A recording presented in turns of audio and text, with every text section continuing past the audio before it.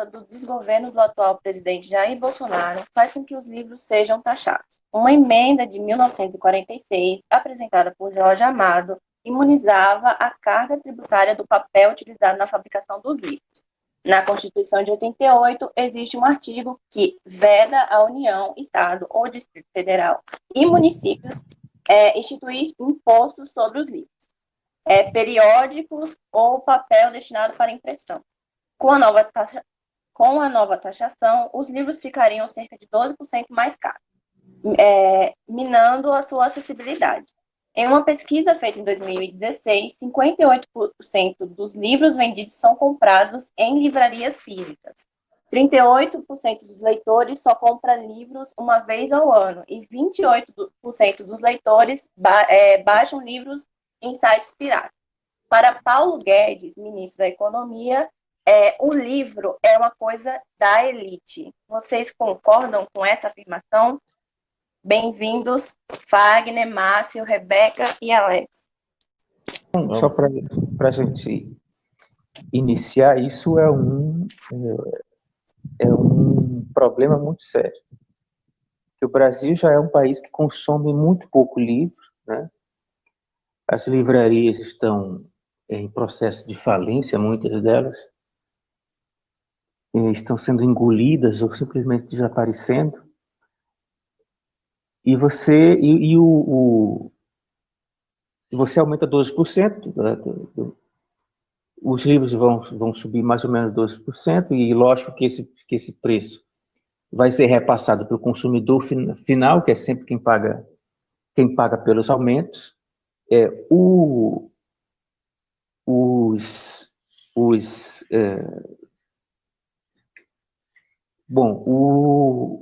A ideia de que é uma coisa de elite, isso com base em que ele diz isso? Porque, por exemplo, o próprio Guedes é uma pessoa que não lê. O próprio presidente da República é uma pessoa que não lê. O ex-ministro da Justiça, Sérgio Moro, é uma pessoa que não lê. Então, com base em que ele diz isso? Então, os livros já são bastante caros, já são bastante inacessíveis, talvez por isso as livrarias estejam, algumas, né, estejam em processo de falência, como a Cultura e a Saraiva, ou de absorção por outras empresas. O livro já é muito caro, você aumenta ainda mais o livro, e quem não tinha acesso agora tem menos, vai ter menos ainda. Então, para um país que é formado por uma grande massa de pessoas que não lê, não tem condições de ler, não tem a formação adequada, isso é um problema muito grave. Não sei o que vocês acham sobre isso. Eu vejo assim uma coisa meio paradoxal, né? Essa coisa da leitura do livro ser de elite, eu acho que não é uma coisa que está só no pensamento de Paulo Guedes, né? E isso é péssimo. Eu acho que as pessoas veem muito isso como uma coisa de intelectual, por exemplo, né? Então, se o livro é uma coisa de elite, como ele diz, mas não deveria ser, né? Na verdade, a leitura, ela dá sim um poder às pessoas, né? E é interessante que se pense que é uma coisa de elite, e ao longo da história as classes mais pobres sempre tendem a imitar as elites, né? E que a gente lê tão pouco. E é um absurdo essa taxação, é uma coisa que a gente já conseguiu, né? Já tinha conseguido há muitos anos atrás, e de repente tem que lutar de novo por isso, né? Então é péssimo, é uma merda. Quando, na verdade, outras coisas aí no mercado é que estão precisando de taxação. Então, por exemplo, puxando para o meu lado, né, como nutricionista, se diz que taxar os alimentos ultraprocessados é uma questão de saúde pública, porque nós aqui no Brasil a gente consome muito, no mundo todo, né, muitos alimentos ultraprocessados, então alimentos industrializados, e cada vez mais consome menos alimentos in natura, né, alimentos tradicionais, feijão, arroz, né? Então é uma proposta que se tem como de saúde pública, que deveria dar atenção a isso, mas, na verdade, a indústria alimentícia é mais forte aí do que essa indústria dos livros. E aí a gente está aí discutindo uma coisa que a gente já tinha conseguido superar, né? E tem que ficar voltando atrás disso. Então, é uma coisa péssima, realmente. Eu acho que, como disse o Fagner, só uma elite ignara não valoriza o livro, né? Porque na história moderna você tem a burguesia, inclusive, valorizando o esclarecimento e a formação, claro, de uma parte da sociedade. Mas não deixa de se reconhecer como alguém que é formada muito bem, né? E que a sociedade deve se formar. Então, o livro seria uma coisa desse tipo de sujeito, mas que, na realidade, se nós formos ver do ponto de vista da formação, hoje, e da venda do livro, esse argumento ele não sustenta absolutamente, né? Claro, ele já é caro, os 12% vai tornar mais difícil o acesso ao livro, a compra, mas você tem, esse argumento ele vai por terra também, se você pegar uma experiência, eu estava vendo a experiência da FLUP, né? No Rio de Janeiro, iniciado, se não me engano, em 2012, que é um movimento de periferias que junta música, né, e leitura. Você tem um movimento enorme de jovens adolescentes imerso à leitura, imerso à iniciação. E numa dimensão, inclusive, cooperativa do livro. Você tem, inclusive, grandes editoras que participam daquilo, como um acontecimento cultural. Por isso você tem que financiar como uma questão pública o livro. O livro tem que ser uma coisa de financiamento público, sim, e sem taxação. O que você tem que taxar são as grandes fortunas. Hoje mesmo eu estava vendo a notícia, hoje, 27 de agosto de 2020, Jeff Bezos, que já é o primeiro dono da Amazon, tem 200 bilhões, ou mais rico do mundo, tem que taxar isso. Né? Tem que taxar a Microsoft, tem que taxar o Facebook, e aí tem que taxar a Amazon, o Facebook brasileira e as grandes fortunas brasileiras. O Brasil é um dos países mais desiguais do mundo. Né? Se você pegar a elite econômica do Brasil, nós estamos atrás da elite inglesa, que também é uma das que mais concentra a renda no mundo, mas estamos atrás, né, lá atrás do ponto de vista civilizatório, do ponto de vista da concentração. Então, tem que ter um argumento político e não é em quem lê. O Brasil já é um país que lê muito pouco, as escolas já são muito sem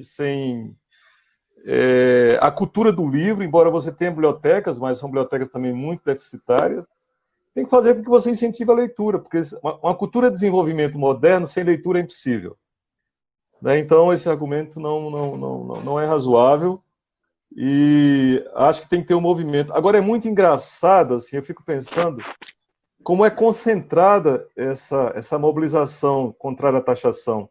Eu não vejo, por exemplo, as universidades, não vejo diretório central de estudantes, não vejo a União Nacional dos Estudantes, eu não vejo o Clube de Reitores do Brasil se contrapondo, por exemplo, a esse tipo de proposta. É uma coisa impressionante. É interessante você mencionar isso, porque uma das questões era realmente esse projeto passar pelo pessoal, pelo cristão, né? Porque na taxação também vai entrar o quê? A Bíblia. A Bíblia vai ficar mais cara, entendeu? E aí o pessoal estava dizendo que realmente vai ser complicado convencer esse pessoal a aderir essa nova ideia de taxar os livros. Sim, sim. Podia taxar só os livros de Olavo de Carvalho, né? Essa é boa. Essa é boa. E Márcia, você que está pensando sobre isso? Eu estava pensando aqui que tem a questão da própria leitura, né? De alguma maneira, o objeto, o livro, ele é de elite, né? Talvez não seja a melhor forma de você classificar, mas pensemos isso que Alex falou das livrarias, das bibliotecas, né? Nas escolas, o livro ele é muito um objeto que não passa na mão das crianças, né? Se a gente está falando sobre um elemento cultural, nada mais justo que ele esteja na mão das pessoas. Então, isso também é um exercício, é uma cultura. Assim como a gente veste uma roupa, a gente usa uma maquiagem, compra uma tecnologia, e eu acredito que esse negócio que o livro é caro, o livro não é caro. Né? De alguma maneira a gente fala que o livro é caro, mas se você for ver, um celular é 900 conto, um show é 120 reais, né? Um tênis é 300. Então a gente de alguma maneira coloca isso como caro, 40, 30 reais, um livro é caro, mas talvez por essa elitização do próprio objeto, a gente acredita que 30 reais num livro é caro. Mas, efetivamente, não é caro 30 reais um livro, se você colocar e posicionar ele nesse elemento, como o Alex falou, da questão da leitura, das outras questões que a gente vai colocando. Uma calça é 120. Uma blusa, eu estava vendo esses dias, uma camiseta é 400 conto, cara. Dependendo da marca que você olha, dá 10 livros. E não é uma camiseta, é um iPod. Um iPhone é 4 mil. Um desses livros, um desses tablets que a gente usa, um celular é 7 mil reais. Então, se a gente for pensar, um livro é 30 conto, 40, 50, é super barato, se você pensar. Talvez o que a gente tem que deslocar é, sim, nesse sistema que a gente está imaginando, né, que a gente está inventando, né, essa nossa narrativa aí, o livro ele é dispensável. Por quê? Porque ele é um objeto dispensável.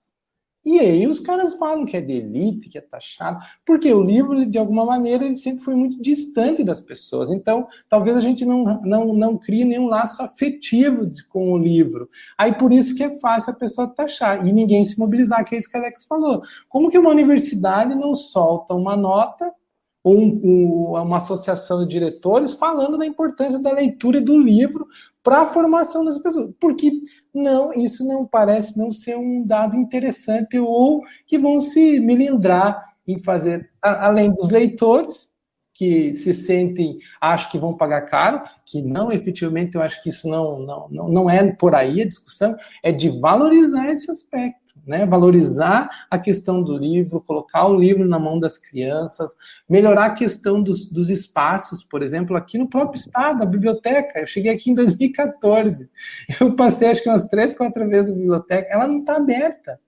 E eu acredito que ela é a única biblioteca pública que as pessoas... Então, como é que você vai fazer com que as pessoas, de alguma coisa, se sintam assim, com uma bandeira do livro, se é o ambiente da biblioteca, ele é um ambiente, assim, meio distintivo, as pessoas não têm vontade de entrar. Então, de alguma maneira, a discussão, talvez, se o livro tem que estar mais na rua, o livro tem que estar mais nos lugares, a discussão tem que estar mais aberta. As próprias bibliotecas das universidades deveriam emprestar livros para outras pessoas. É um bem social, não deveria ser uma coisa só para os técnicos, só para as pessoas. Você vê que o ambiente da biblioteca, os lugares que investem nisso, a gente tem vários lugares, né, que investiram em bibliotecas, são altamente acolhedores. Eu fui numa biblioteca no Acre, que é uma das bibliotecas mais lindas do Brasil.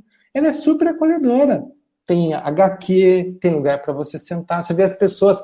É no fluxo central da cidade, as pessoas entram na biblioteca para parar, para ficar um pouco no frescor, porque é muito quente lá, conversam, acessam as coisas. Então, talvez seja um pouco desse aspecto também que a gente tem que discutir.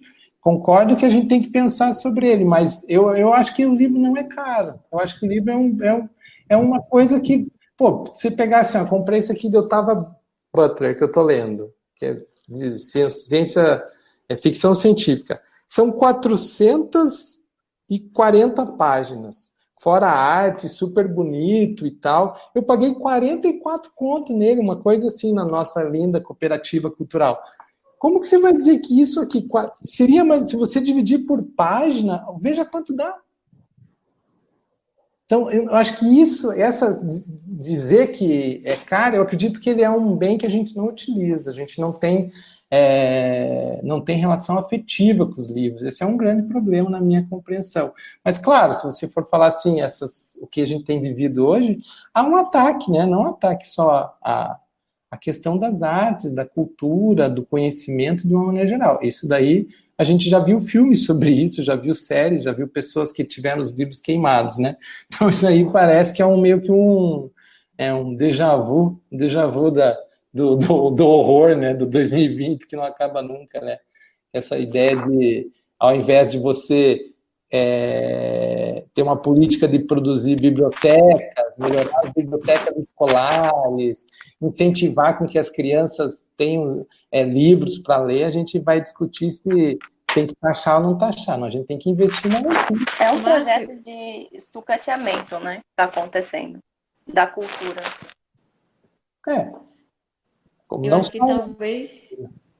Eu acho que talvez por isso que o livro se torne caro, né? Porque, na verdade, não se valoriza o livro. Então, é mais... Eu dou valor a essa festa, esse show que custa R$120, mas o livro por 40 a gente considera caro. Pois é, a gente, de uma forma geral. Né? E olha, pense, você tem por exemplo, você fica às vezes meses lendo, então você está meses ali viajando, você está, do ponto de vista do que a Alex falou, da intensidade do lazer, o livro ele tem uma capacidade de abstrair, de te levar para os lugares, com uma maior potência que outras tecnologias que nos oferecem, por exemplo, o show. O show ele é intenso, mas ele é ali, ele é fechado, é um movimento, 2 horas, 1h30. Você paga 200, 300, 400 reais. E as pessoas falam, caraca, não sei o quê, fui no show de não sei quem, paguei coisa. Eu falei, meu filho, 400 conto. Aí eu acho caro. Você paga... tem um outro fetiche aí que é assim, verdade, que é um fetiche assim, que em épocas de ignorancídio, né, como nós estamos vendo no Brasil, talvez não caiba muito essa possibilidade, né?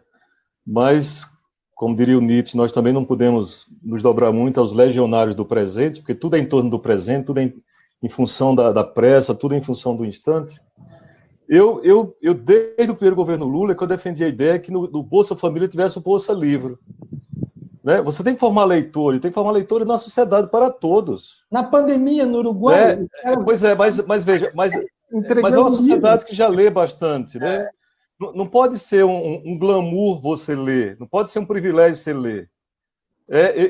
Para o Estado tem que ser uma obrigação, um dever público na formação das crianças, dos jovens e da sociedade. Quer dizer, tem que ser um hábito que isso seja cotidiano, na repetição.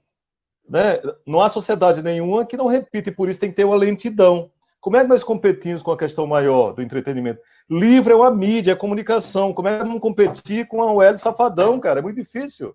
Agora, não acho que o Hélio Safadão ele seja inimigo do livro. Sabe? Estou fazendo tentando rejuntar essas duas coisas, porque livro tem que ser também entretenimento, tem que ser fantasia. Por que as séries de televisão, né, se transformaram num sucesso absoluto? E são coisas... E tem adolescentes aí, jovens, que leem séries imensas, de 3, 4 volumes. Não estou dizendo que nós temos que popularizar mais o Capital. Seria muito bom, eu lembro nessa época, numa linguagem em HQ, sobretudo para combater a dominação capitalista. Mas eu acho assim, que essa discussão toda tem que ser ligada, eu acho, com a política geral da sociedade, formação de leitores. Eu acho, inclusive, assim, a universidade não lê nada. A universidade é um espaço de maior ignorância, de estudantes e professores. Não lê. E quando eu falo ler, não lê nem sequer os livros de formação do cano da profissão.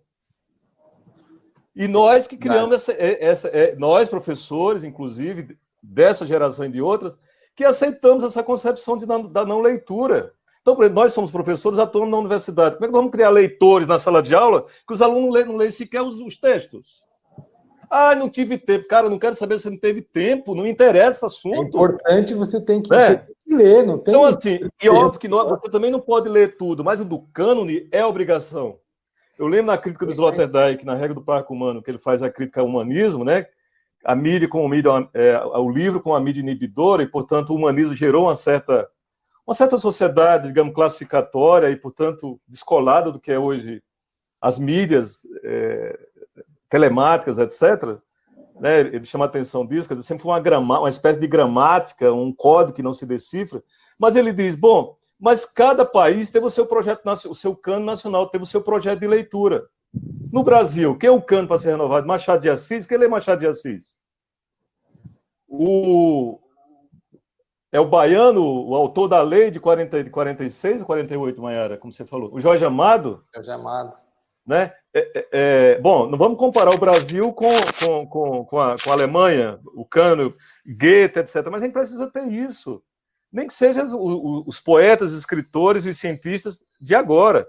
Nós temos que fazer com que essa juventude diga, olha, o livro é importante, inclusive para a sua liberdade. Sim. E não é só a liberdade profissional, a liberdade da fantasia humana. E eu acho que é isso que precisa alegrar. E das possibilidades para isso, além de a gente lutar contra a taxação que está aí colocada, que eu acho que não vai passar, não é possível que passe. Eu tenho a impressão de que é uma espécie de bode na aprovação, bode na sala, né? Essa expressão.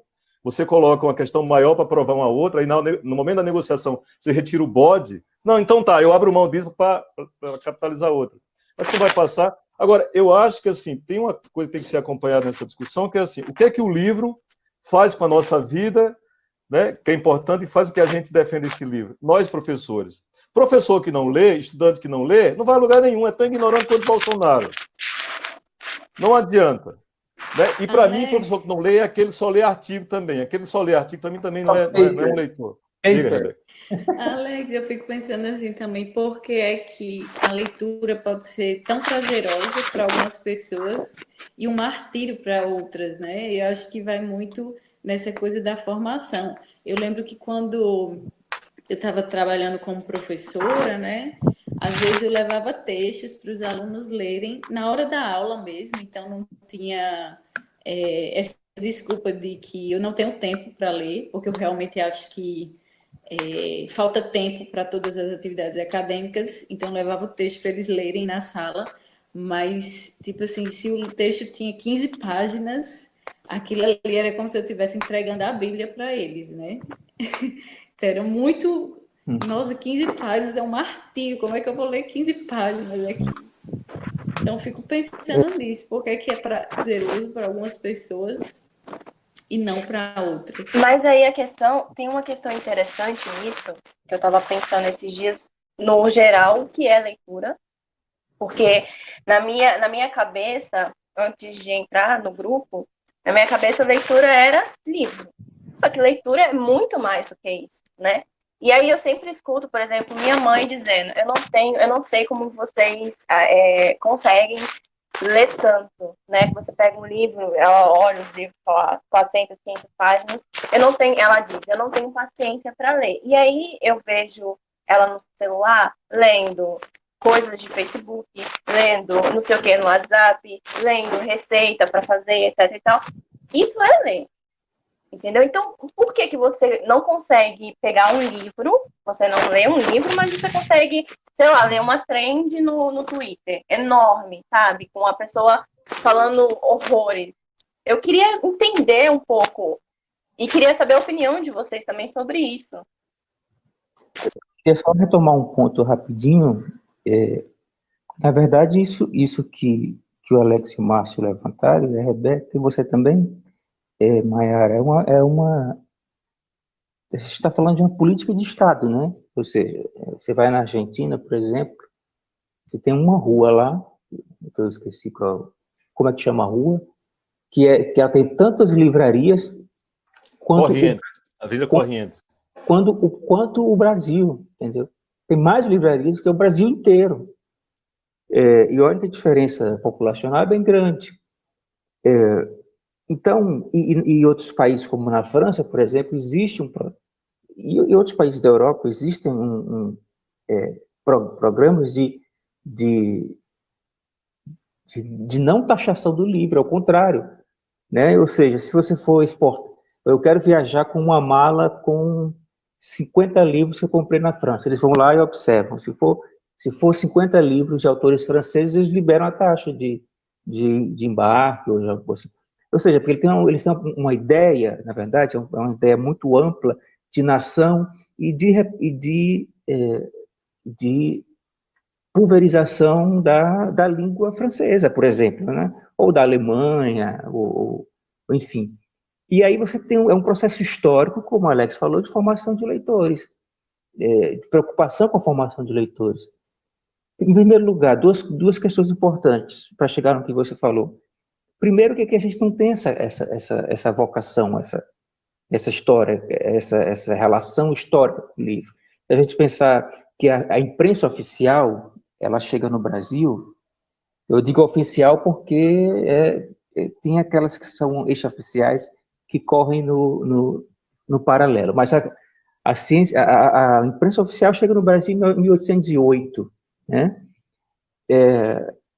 E veja bem, a imprensa, a primeira universidade brasileira é do século XX, ou seja, né, que veio, inclusive, a USP, né, que foi fundada por uma delegação francesa e tal, de autores estrangeiros. Entende como a nossa relação nossa relação é de não relação afetiva nem histórica com o livro. Então, se você tem um governo que tem um projeto de nação, qual é o projeto de nação? Na verdade, destruir a cultura brasileira, destruir enfim, colocar o Brasil definitivamente no seu lugar na divisão social do trabalho do mundo. Qual é? A exportação de commodities, acabou. Então, quem quiser fazer filosofia, sociologia, você vai fazer, vai pagar, você pega, falar, aqui a gente vai fazer o quê? Vai investir em agronomia e não sei o que, disso, aquilo, porque o nosso lugar no mundo não é de fazer tecnologia, nem de criar tecnologia, nem de inventar não sei o que, nem de criar nada. E a nossa vocação é de exportador de commodities, com base na teoria da dependência. Então, não tem projeto de nação. Se não tem projeto de nação, eu não quero formar leitor para nada. Por que eu quero formar leitor para nada? Porque o leitor incomoda o governo, porque ele é crítico, ele aprende a ver o mundo de outra forma, então ele incomoda bastante. Então,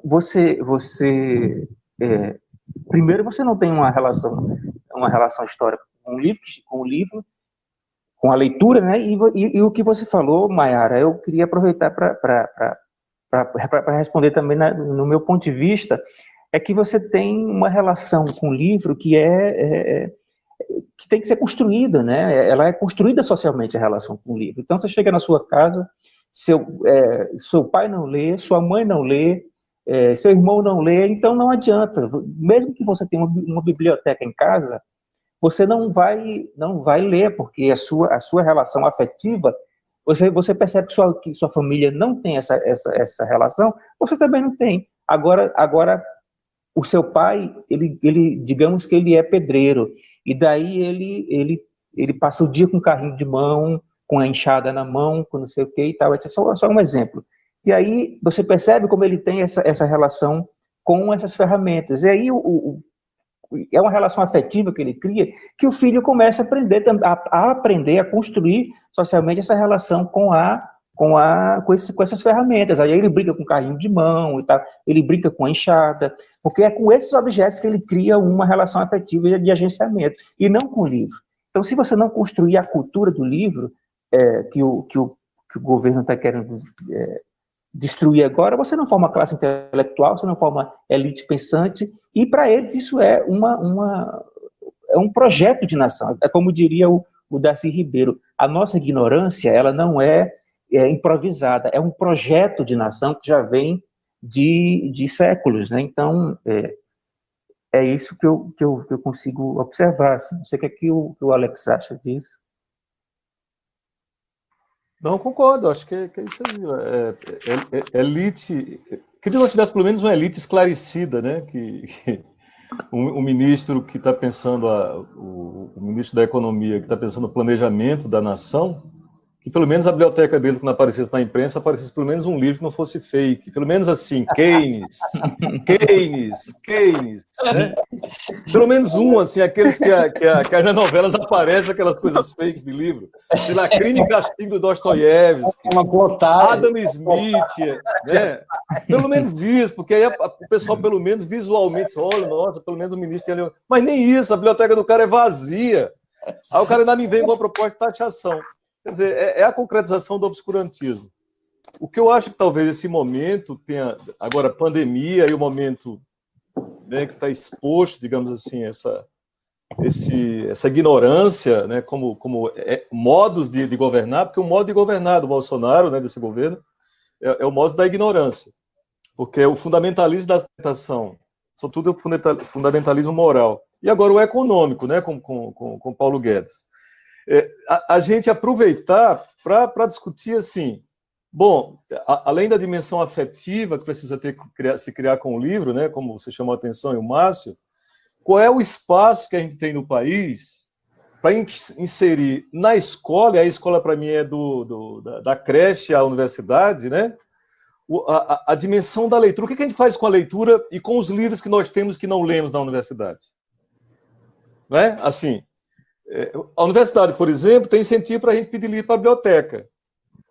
Quantos dos colegas que pedem vão lá incentivar os alunos para ir pegar? Bom, é verdade que alguns que nós pedimos, os alunos dizem, professor, mas você pediu 10, só compraram um. É verdade, isso acontece bastante. Aconteceu em várias ocasiões. E às vezes é um problema, né? Por exemplo, nós estamos dispostos, nesse novo modelo agora, inclusive, da aula, inserir o livro e não mais só o texto, um objeto importante para formar leitores. Olha que situação difícil. Nós estamos num país que não tem leitores. Nós temos que, primeiro, como professor e alunos, começar a criar essa cultura também de leituras, aproveitando o espaço da aula. Por exemplo, você vai fazer um programa de uma referência bibliográfica, não necessariamente de uma pós-graduação, que você pressupõe uma maturidade maior para as leituras e tempo, etc. Né? Mas numa graduação, digamos assim, qual seria o cânone de formação de livros indispensáveis que um aluno de qualquer graduação na universidade teria que ler? Dostoiévski ele tem que ler? Balzac ele tem que ler, Machado de Assis ele tem que ler. Para mim isso tem que virar obrigação, dever. Porque também tem isso, você deixa no laissez-faire, não, é leitura complementar não, para a vida é obrigação. Isso não significa dizer que ele vai levar falta e está reprovado, é você martelar isso é tão importante quanto lá o aluno de nutrição vai saber fazer lá, não sei o que Rebeca é ótimo, Rebeca vai explicar. Como é que faz aquelas taxas... Independente da graduação, né? Porque tem isso, não, você é de humana, você vai ler isso, você é de exato, você vai ler... Para mim, assim, é um aluno de comunicação de nutrição, ou de medicina, da educação física, de ciências sociais, que eles têm um cano de formação deles na graduação. Eles são perfeitamente capazes de discutir do Machado de Assis a uma obra do Darwin, por exemplo, né? Uma obra específica da área de saúde. Eu acho que é esse pulo que a gente tem que dar. E as universidades, em particular, nós temos que atuar onde nós estamos, né? Tentar fazer alguma coisa no pedaço que nós estamos. Nesse pedaço, eu acho que uma das formas é essa. Né? Eu, às vezes, tento, assim, muito, já desisti algumas vezes, mas, enfim, vou tentar até morrer, espero. Que é assim, por exemplo, eu dava aula num período, dava Sociologia 1 e 2 num curso de Serviço Social e também nas Ciências Sociais. Aí eu achava que era importante, talvez, a Rebeca estuda Balzac aqui, não sei o que ela acharia disso, mas assim, eu dava o Pai Goriot nas Ciências Sociais e dava a Eugênia Grandet lá no Serviço Social. Nossa, as meninas achavam ótimo e tal, não sei o quê. Aí o marxista dizia assim, mas professor, ela é muito burguesinha, essa Eugênia e tal, muito burguesinha e tal. Quer dizer, já isso dava um debate, mas lia. No final, eu pedia lá, vocês vão ter que apresentar um seminário, não sei o que. Bom, isso modificou alguma coisa? Não sei. Agora, duvido algum dia dela saber, que mesmo que acharam chato, não ler Balzac algum dia. Eu acho que a gente tem que fazer algumas mudanças nesse sentido. Assim. Do ponto de vista da escola, o livro tem que entrar novamente. Eu acho que o livro foi expulso da escola, do espaço da sala de aula. Você não tem mais livro. Você não tem mais livro. Aí tem eu lembro do Fagner lembra. Né, Alex? Diga. Não é questão do livro, é o livro didático. Aí você tira o livro. Também. E entra o livro didático, que é a leitura mais customizada. Também tem aí. Mais aproximada, que é uma coisa que a gente é bem. E esse é caro. O livro didático é caro. Caríssimo. Tem também a apostila. Eu não sei como funciona aqui, mas em São Paulo tem uma apostila, né? Uma apostilinha pequena que você vai respondendo na apostila mesmo. Pelo menos na minha época tinha, não sei agora, o atual governo. Mas era um terror, né? Você ficava entre o livro didático e a apostila. E a maioria dos professores usavam essa apostila que não tinha basicamente nada. Tem uma coisa que você falou agora, Mayara, e que a Alex também comentou, e que acredito que se aproximam quando a gente está falando dessa questão do livro didático e essa paixão pela ignorância que a gente tem vivido, é uma cultura do mínimo, né? De você... então o livro didático me diz isso, eu não preciso ir atrás de mais nada, as coisas estão aqui. Né? De alguma forma, parece que isso vai construindo um tipo de pessoa que acredita que tudo está nesse lugar. Então, o professor me diz o que eu tenho que ler, é isso aqui, não encontro mais nada, não vou em mais nada. Isso, de alguma maneira, também vai fragilizando a própria formação. Os estudantes acabam, de alguma forma, se limitando ao que nós falamos e não avançam nesses aspectos. A leitura, e você falou na questão, o que move, eu acredito que move as coisas é o desejo, a vontade. Se você não vê desejo na literatura, num texto mais longo, por conta de você não ter essa experiência, como o próprio Fagner falou, né? De você estar... Por que a pessoa gosta tanto de estar com um martelo, com uma foice, com uma enxada? Vai pegando uma certa afetividade pela coisa. O livro, a gente não tem essa afetividade.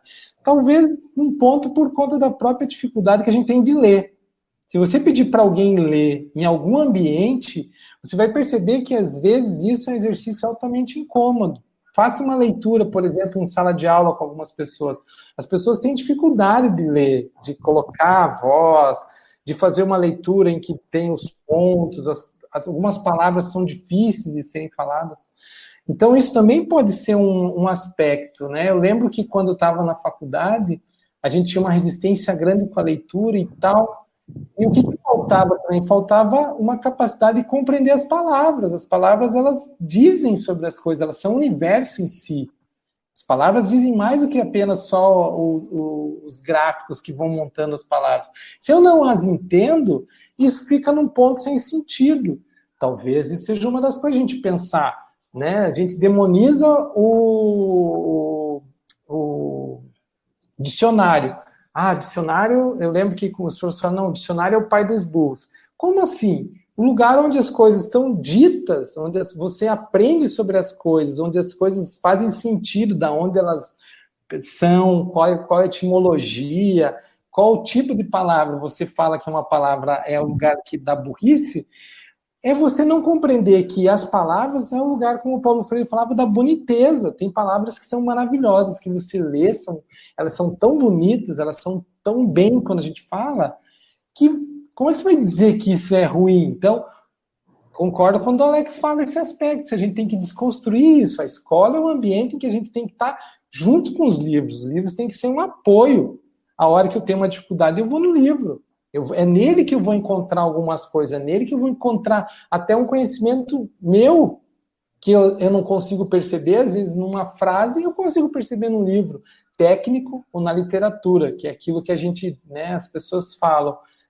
Na literatura, às vezes, tem compreensões sobre a sociedade. Esse livro que eu estou lendo aqui, A Parábola do Semeador, da Butler, caraca, ela está falando, eu vejo assim, uma distopia de um futuro que a gente já está vivendo. Todo mundo cercado, todo mundo armado, ninguém anda sozinho, os grupos se organizam, a gasolina é cara, ter carro é uma coisa sem futuro, não tem mais lei trabalhista. Ela está escrevendo no futuro que é 2024, uma distopia americana, em que tudo está acabado. Mas se você olha para cá, assim, você diz, nossa, então, quantas coisas ela está pensando que estão acontecendo diretamente na nossa existência. Então, o livro, ele é como se fosse uma das ferramentas essenciais para a nossa sobrevivência.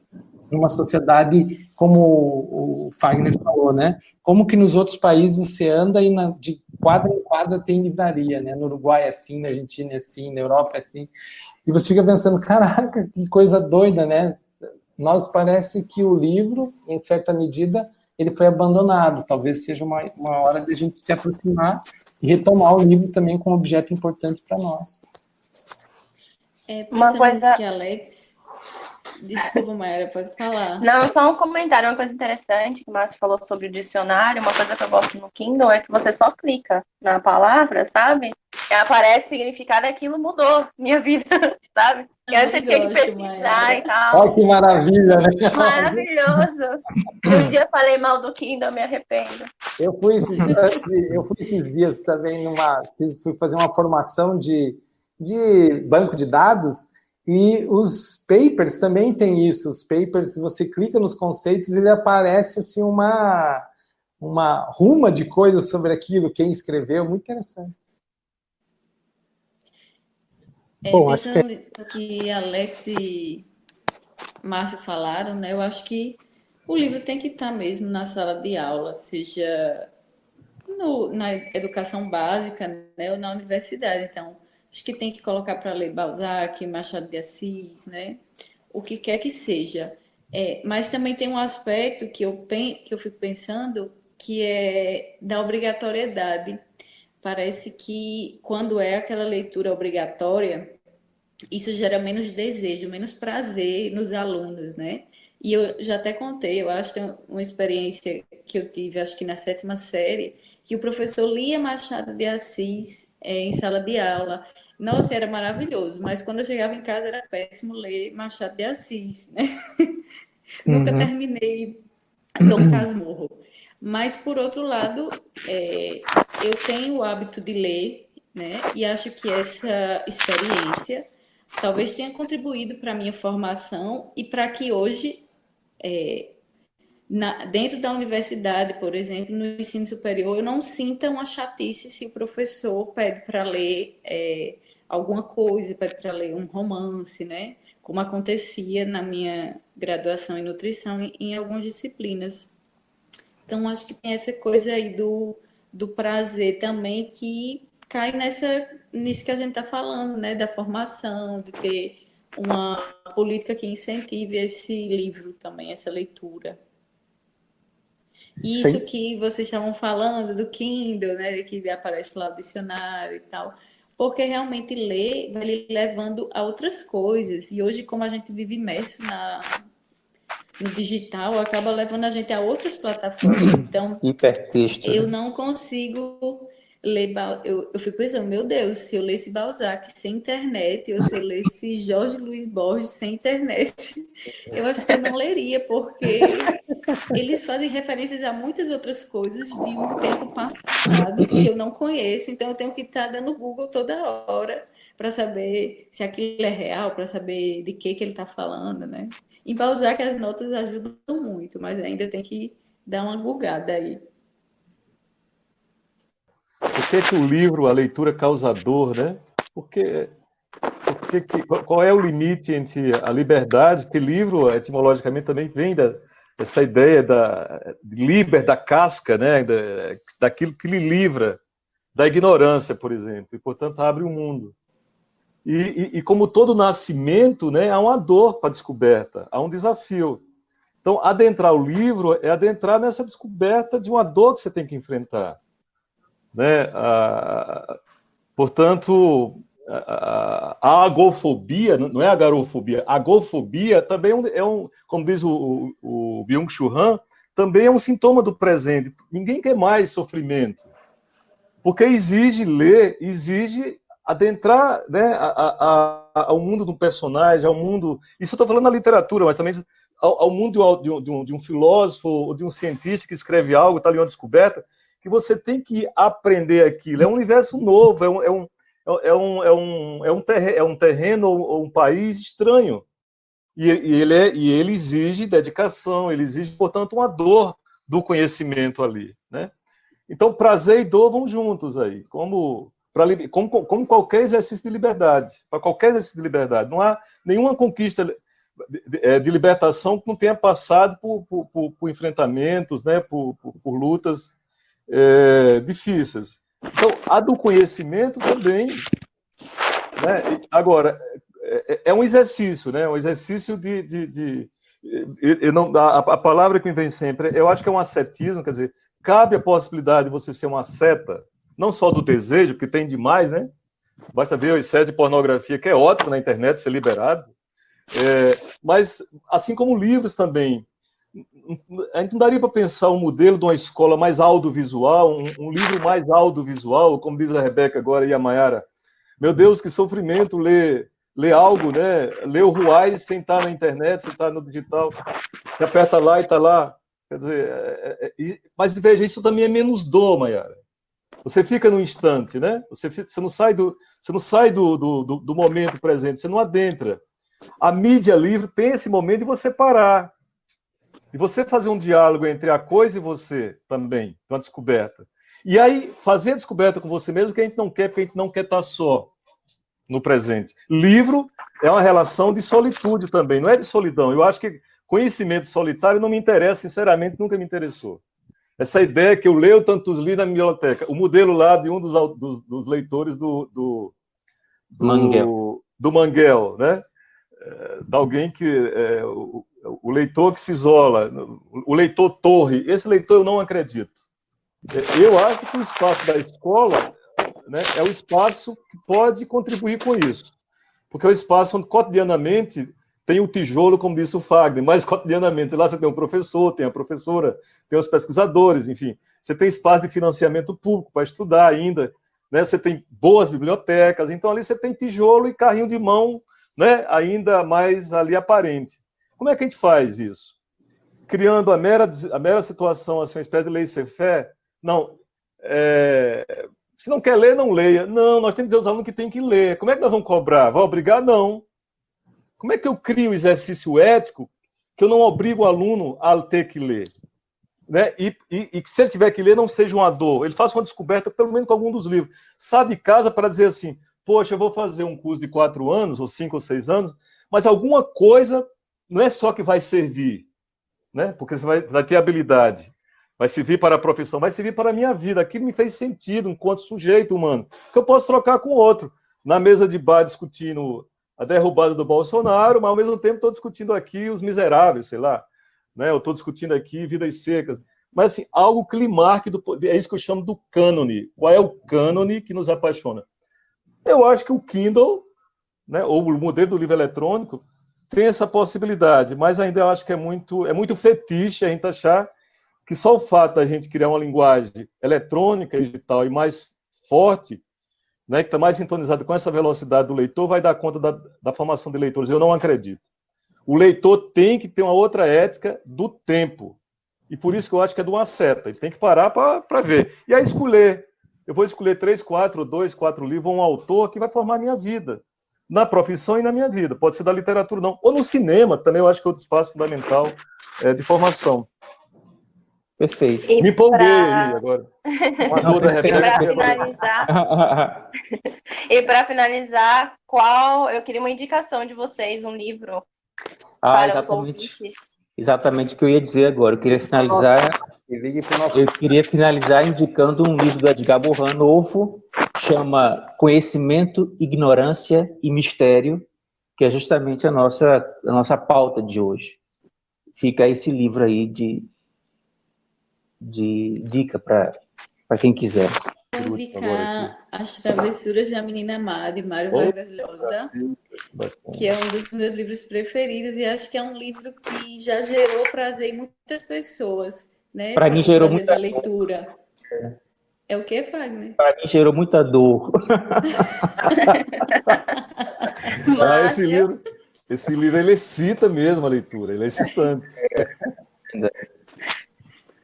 Márcio, qual é a sua indicação? Eu estou lendo aqui Octavia Butler, uma escritora negra americana que escreve ficção científica, uma das únicas, né? E eu encontrei ela meio de bobeira, lendo El País, e tinha uma reportagem super interessante com ela, e que ela virou best-seller depois que ela acabou morrendo. E ela trabalha muito com distopias. Eu estou lendo essa aqui, A Parábola do Semeador.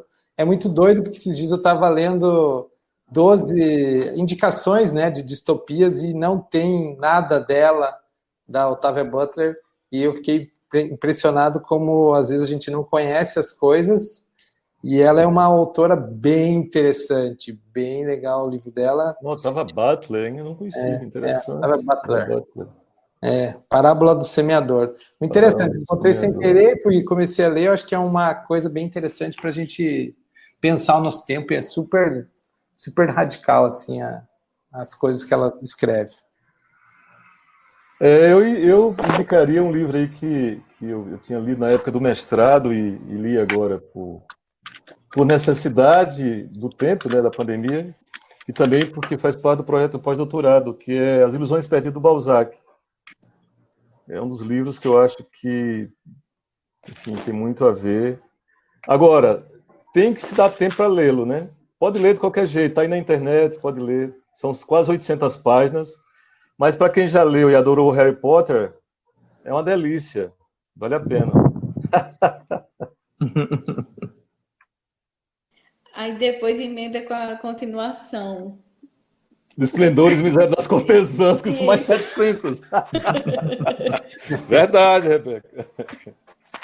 A gravação desse podcast respeitou todas as regras de distanciamento social. Estamos no Instagram, Marginália UFRN, e no YouTube, Marginália UFRN, onde temos vários vídeos interessantes. Use máscara e não se esqueça do álcool gel. Até a próxima semana.